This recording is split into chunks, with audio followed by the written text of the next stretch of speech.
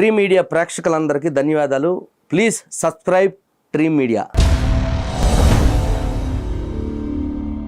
So జబర్దస్త్లో కొన్నాళ్ళు కొనసాగావు, తర్వాత ఒక డెసిషన్ తీసుకున్నావు అక్కడ నుంచి బయటికి రావటం అనేది.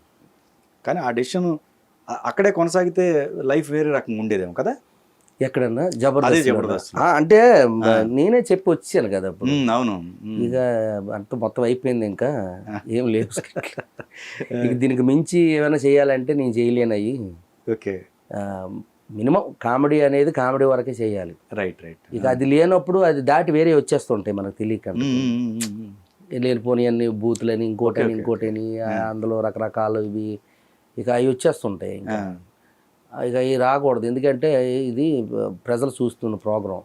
పిల్లల నుంచి పెద్దల దాకా అందరూ చూస్తారు. అవన్నీ మనం గుర్తుపెట్టుకొని చెయ్యాలి అక్కడ. ఇక చాలు ఇంకని చెప్పి రాసిన స్కిట్లు ఇవన్నీ అయిపోయినాయి సార్ అని చెప్పి, ఇంకేమీ లేవు, ఇంకేమైనా కొత్తగా వస్తే వస్తానండి, తర్వాత మరి అని చెప్పి వచ్చాను. అప్పుడే మ్యారేజ్, కొత్తగా మ్యారేజ్, మరి కష్టాలు అవి కూడా ఫైనాన్షియల్గా ఇది అంటే సినిమాలు ఉన్నాయి కదా చేతిలో. సినిమాలు ఉండటం వల్ల సినిమాలంటే ఇండస్ట్రీలో అంటే కొన్ని సినిమాలు ఉన్నాయి. రాజు గారు గాది ఆనందో బ్రహ్మ, గీతాంజలి అప్పుడే పడ్డాయి. అప్పుడే అట్లా తర్వాత మరి ఎందుకో కానీ ఒక 2 సంవత్సరాల సినిమాలు లేవు.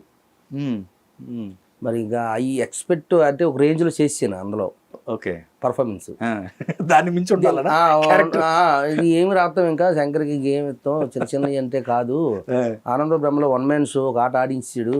అలాగే రాజుగారి గది కానీ ఇవన్నీ గీతాంజలిలో కానీ ఆత్రేయ ఎవరొద్దరు క్యారెక్టర్లు కానీ మరి ఆ రేంజ్లో ఉంటేనే బాగుంటుంది, ఇంకా తగ్గి ఏమిస్తాం అనేసి ఇవ్వని వాళ్ళు కూడా ఉన్నారు కొన్ని సినిమాలకి. ఓకే, ఆ రేంజ్ క్యారెక్టర్లు దొరకని కూడా ఉన్నాయి కొన్ని. అయితే అలాగే ఇంకొకరు కూడా ఒక అవకాశం వస్తుందిగా.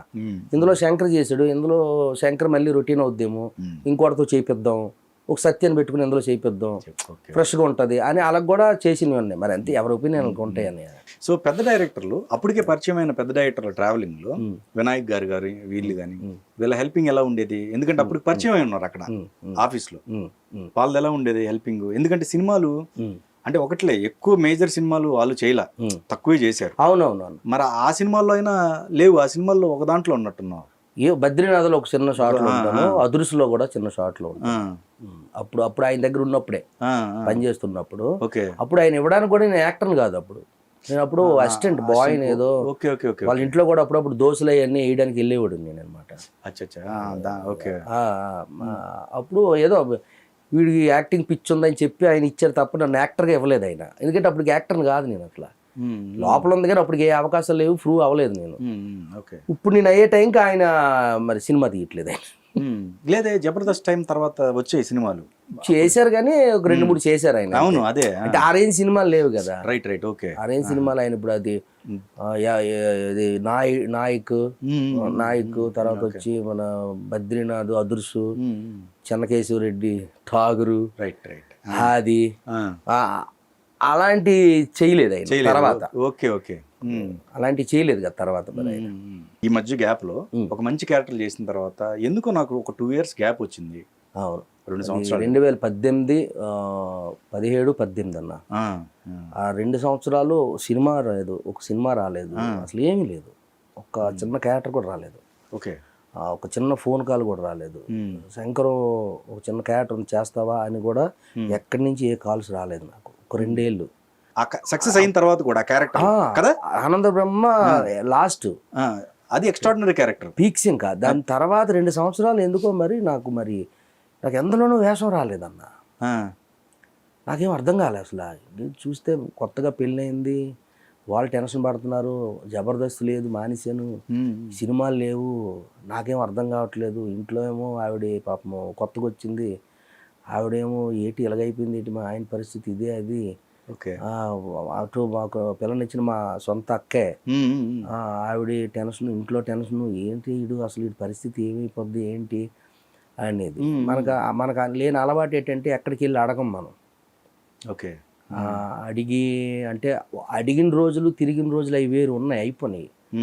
ఆఫీసులకి వెళ్ళి ఫోటోలు ఇచ్చిన రోజులు అవన్నీ ఆఫీస్ బాయ్ ఉన్నప్పుడు అప్పుడప్పుడు గారి దగ్గర ఉన్నప్పుడే అప్పుడప్పుడు ఆఫీసులకి వెళ్ళి ఫోటోలు ఇచ్చి ఏమైనా పర్ఫార్మెన్స్లు చేసి వచ్చేసినాయి అప్పుడు. అవి ఇప్పుడు వెళ్దామంటే ఎప్పుడు వెళ్ళనోడు వెళ్తే ఒకలాగా అనుకుంటారు కదా. కంటిన్యూగా వెళ్తూ టచ్లో ఉండి కలిసి వచ్చి తిరిగితే అది ఓకే. ఓకే. నేను ఎవరితో టచ్లో లేను, ఏ మీటింగ్లకి వెళ్ళలేదు, నేను ఏ ఆఫీసులకి వెళ్ళి ఎవరిని కలలేదు. తర్వాత ఇంకా వేరే వేరే రకరకాలుగా ఉంటాయి కదా, వాటిల్లో నేను లేను. Okay okay. అంటే మరి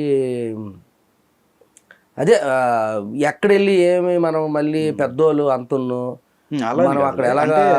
ఇప్పుడు ఆల్రెడీ అప్పటికే జబర్దస్త్ ఫేమ్ ఉంది, ఈ సినిమాలు సక్సెస్ అయినాయి, ఇంత జరిగాక కూడా ఆ గ్యాప్ రావటం అనేది అదే నాన్న నాకు అర్థం నిజంగా ఆశ్చర్యం. 2 సంవత్సరాలు ఒక్క సినిమా కూడా రావటం అనేది అదే అర్థం కాలేదు నాకు.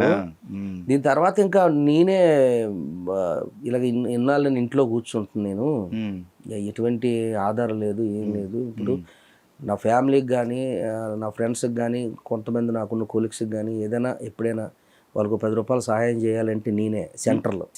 వాళ్ళు ఇండస్ట్రీ వాళ్ళ ఉన్నారు, ఊర్లో ఉన్నారు. బట్ వాళ్ళంతా ఏమి లేని వాళ్ళు అందరూ. అంటే ఏదైనా నేను 10 రూపాయలు ఇస్తే వాళ్ళకి రెంట కట్టుకోవడము, లేకపోతే వాళ్ళ పూటకు భోజనం తెచ్చుకోవడము, ఇలాంటి ఇప్పుడు ఉన్నాను. అది నా ఫోన్ పే చూస్తే మొత్తం ఒకరికి 500 అని, 1000 అని, 1500 అని, 500 అని ఇలా ఎంతో కొంత వెళ్తూనే ఉంటాయి అనమాట. ఏ ఓను చేద్దా శంకర్, ఏం లేదు కొంచెం ఖర్చు అంటే సరే ఉంటే పంపిస్తా, లేదంటే నేను కూడా ఏం మాట్లాడలేను, సైలెంట్ అయిపోతా.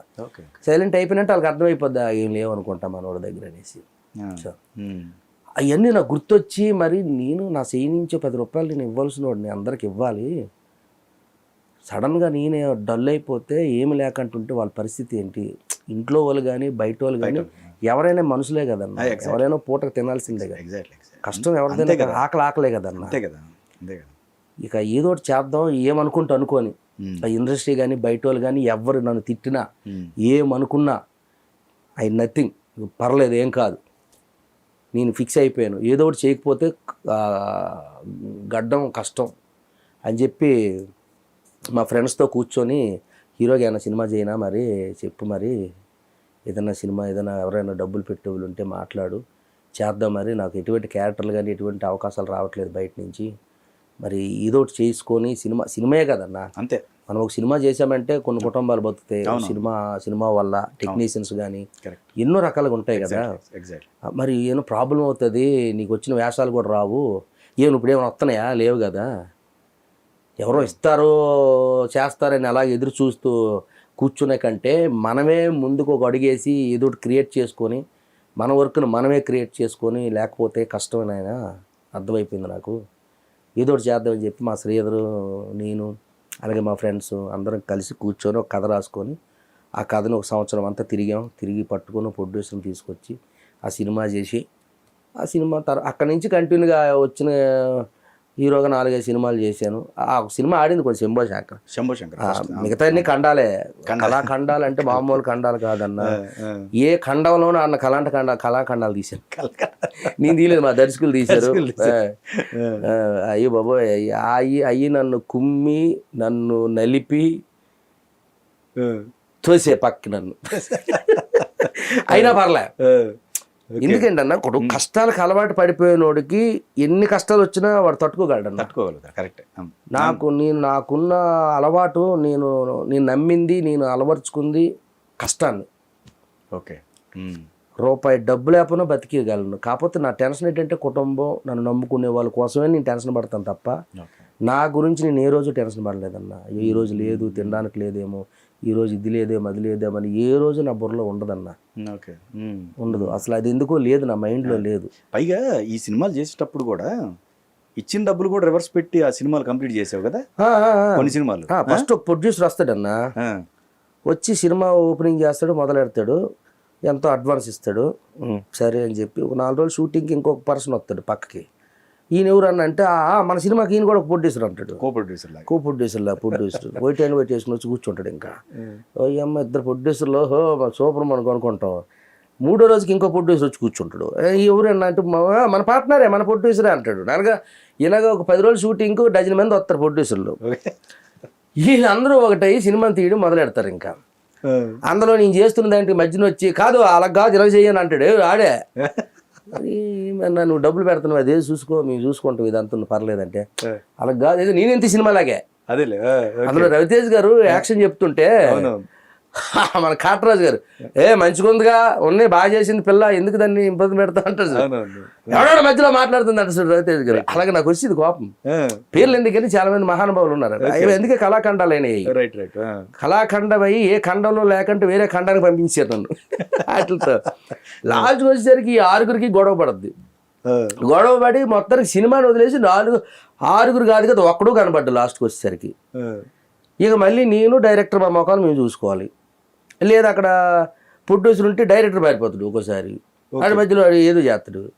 ఈ మొఖాలు చూసుకోవాలి. మరి సినిమాలు ఏంటి ఇగో పాట ఉంది ఒక ఫైట్ ఉంది మరి దానికి ఎలాగనంటే మరి అటు ఇటు చూసి మీరు అప్పుడు ఏదో అడ్వాన్స్ ఇచ్చాం కదా మరి అంటాడు. నాకు అర్థమైంది. అందులో నుంచి ఎంతో కొంత ఇచ్చాక పాట చేయి మరి మరి సినిమా ఆగిపోకూడదు. ఈ లోపు లుక్లని ట్రేజర్లని ట్రైలర్లని పాటలని వదిలేస్తారు బయటికి. ఈ లోపు అందరూ అడుగుతుంటారు శంకర్ ఏమైందా సినిమా ఎంతవరకు వచ్చిందని. వాళ్ళకి ఎలా సమాధానం చెప్పాలి? అలాగే 1 కాదు 2 కాదన్నా 6 డజన్ సినిమాలు